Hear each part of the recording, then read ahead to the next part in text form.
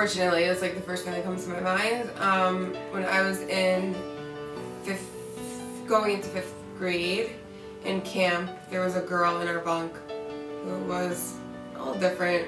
She looked different, you know. She like wore different kinds of clothes, and it was like her in the bunk, and then it was my friends, and the dynamics among my friends and me were great. It was like we were having fun and we all had each other, and then there was that girl, and you know, my friends and we would tease her because she was different, and that's what you do when someone's different, you tease them.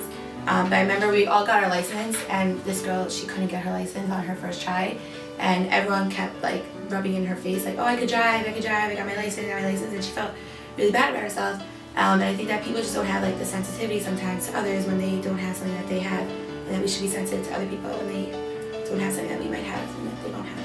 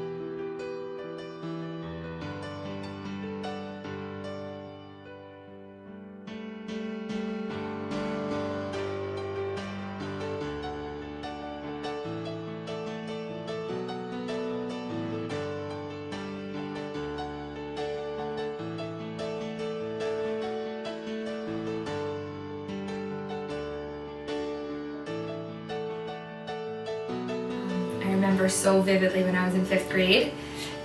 We had this friend who was a little bit different than us. She had like some type of physical like just difference, and it was like very apparent. And she would come on the bus every single day matching her sister, her younger sister. So like already like that puts you like in a different category, like what are you doing? And she would come on the bus, and we would all just make fun of her. Everyone would like laugh at her and throw things at her and like make her fun of. She had like a beauty mark on her face, and like looking back now, like it's so beautiful and it's what makes her so different and what makes her so special. But we looked at it and we were just like, you look funny, like what, you know. And so I remember very clearly she would come on the bus, and unfortunately I was that girl who was throwing things at her and making fun of her. And we would get to school, and we would follow her to the bathroom, and we would like make fun of her while she was in the bathroom and just like call her funny names and like call her, you know, and I remember it was so horrible. I had this problem when I was in elementary school, because I had a friend who would constantly just hurt me, and it wasn't bullying, but she would like purposely leave me out of things. Like in our little club, she would purposely leave me out of situations and like go over the top to show that she's like closer with certain girls than I am, and it was just very hurtful. And I would like come home all the time very hurt, and my mom would always tell me it's because she doesn't feel as good about herself, and like she is jealous and she wants to put me down so that way she could feel better about herself. And I never believed it, and I never trusted it. Well, it was happening because I was like 12, but now like reflecting back on it, it makes so much sense why she would be putting me down for those reasons, because she didn't feel like secure in her relationships with the girls that I was close with. So she purposely like tried to move me out of it so that way she could feel better about it.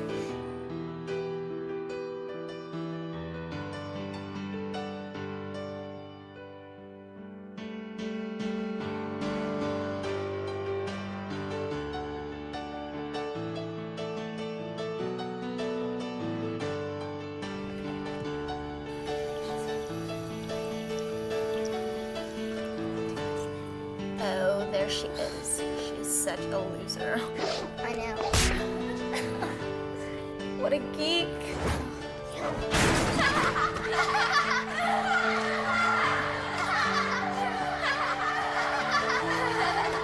Get lost.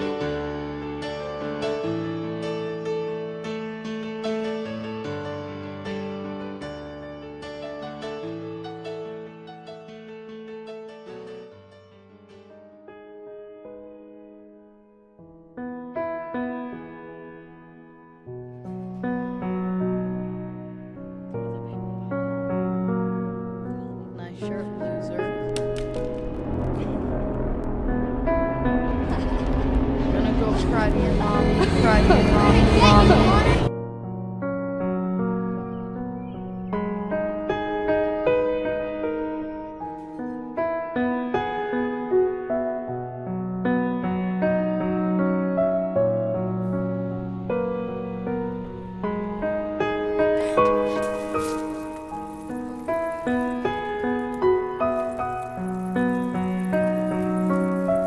Hey, look, it's that Connor kid. Get him.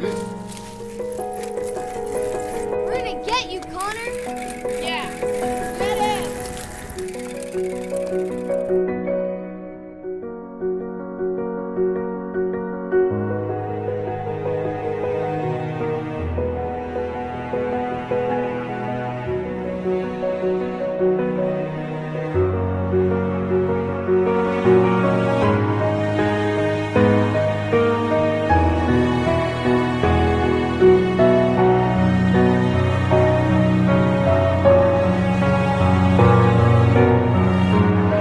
This past semester, I took a speech class, and randomly during the class, it had really nothing, it was so out of context. The professor said to one of my friends, "Oh, did any of your friends ever tell you that you always say like?" And it had nothing to do with the class. My friend was so hurt by it. She said she totally embarrassed her in front of the whole class. And then my friend was like, "Oh no, I never really knew that." Like, you saw like her face boiling up, and it was so sad, and she was really, really hurt by it.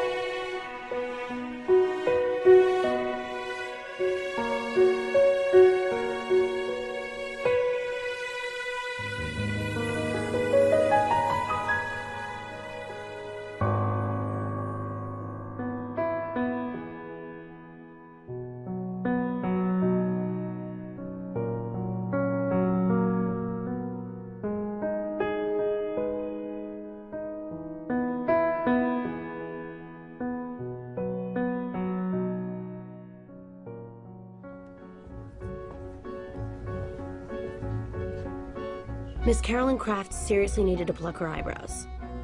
Her outfit looked like it was picked out by a blind Sunday school teacher. And she had some 99-cent lip gloss on her snaggletooth. And that's when I realized, making fun of Carolyn Kraft wouldn't stop her from beating me in this contest. Contestants, find the limit of this equation.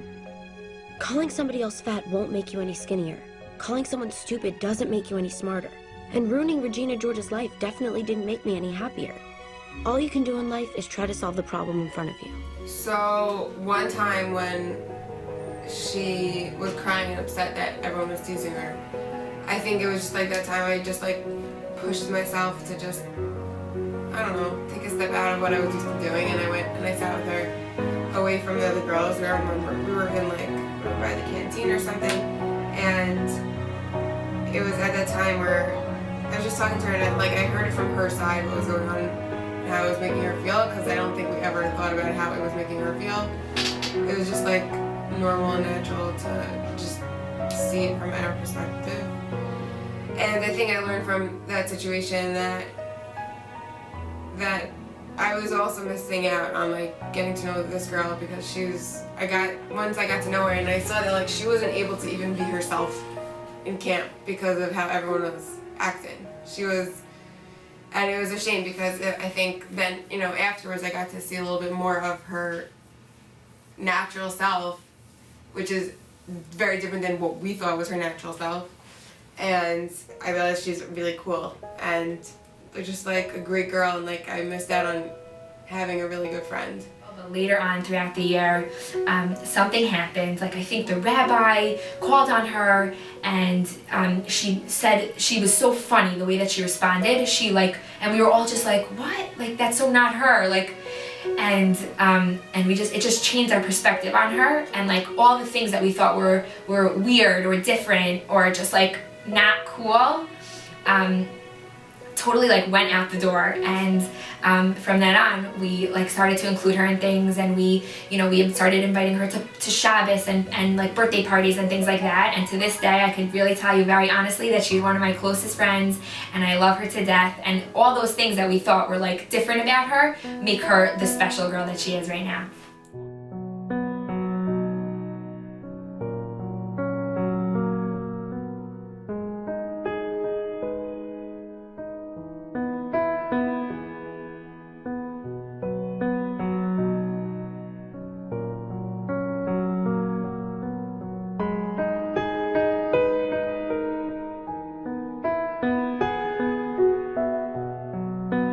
So our last summer in camp, we had a counselor who was like really fun, crazy, like the type of counselor that everyone wanted to be friends with and looked up to. And there was one girl in our bunk who was a little different than the rest of us. So the first night of camp, our counselor made us all sit around in a circle and have like a little bit of an icebreaker, which was like a little silly because we all knew each other. But she like ended up throughout the icebreaker making this girl like the focal point and making her like the funny one, and like kept highlighting her good attributes and kept like highlighting her stories and made her like the funny and cool one within that activity. And throughout the summer, like this girl became like the girl that everyone wanted to end up hanging out with because like she was funny and she was always like the person that our counselor was hanging out with. And by the end of the summer, we all like loved her and always wanted to be hanging out with her. And like she even became like the focal point of our bunk sweatshirt because she was so funny. And it just goes to show that like because our counselor took initiative with this girl on the first night, it really changed this girl's summer for the rest of the time in camp and changed ours as well. What do you see when you watch the news? When you turn on the radio? When you read the headlines? Hatred, poverty, war, crime, fear, depression, suicide, hopelessness, bullying. But you know what I see? I see people with amazing potential who've just lost their way and forgotten to believe in themselves. Stop recognizing the potential they have to affect real and positive change in this world. I see the small, barely detectable acts of kindness amidst the chaos. I see kindness and how it can change people, how it's most certainly changed me. This is the world I see. When I was 15 years old, I went through tragedy. My family, we had a fire in my house. My dad lost his business, and one thing after the next kept continuing to go wrong. And I fell into a state of really deep depression, and I was really close to just giving up. And what killed me most was that no one was there for me. But I promised myself something at 15 years old. I promised myself that I would be there for people the way that I wish someone would have been there for me. 14 years later, I'm still keeping to that promise. Practice kindness, empower people, recognize that although people make mistakes, they matter, they're significant, and only then will we be able to quell the fires and can we expect to see change. Some of you looking at this film, I'm sure have your own film going on, rolling through your head. Recalling instances in which someone gave you a lifeline of kindness. That's because it matters, and you know the significant role, not only that it's played in your life, but in the world at large. This is the world I see. And if you allow yourselves, this will be the world that you will see as well.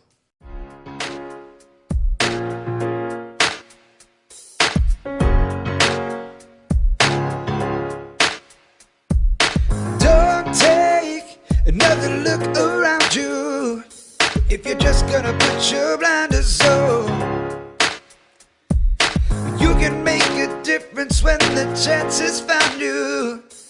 You just gotta open up your arms.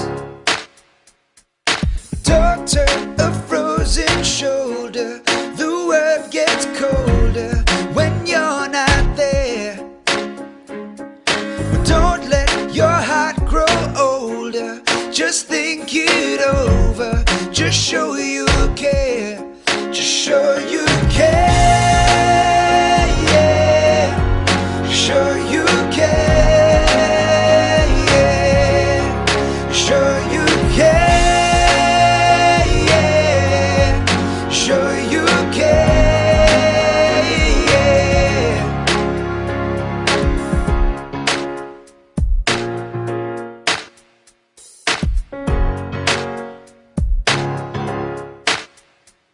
If I told you that in one moment you could catch someone else before they fall,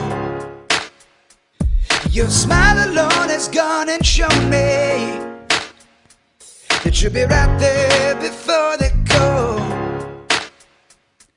With daughter, a frozen shoulder, the world gets colder when you're not there. Don't let your heart grow older. Just think it over. Just show you care. Just show you care. Yeah. Show you care. Yeah. Show you care.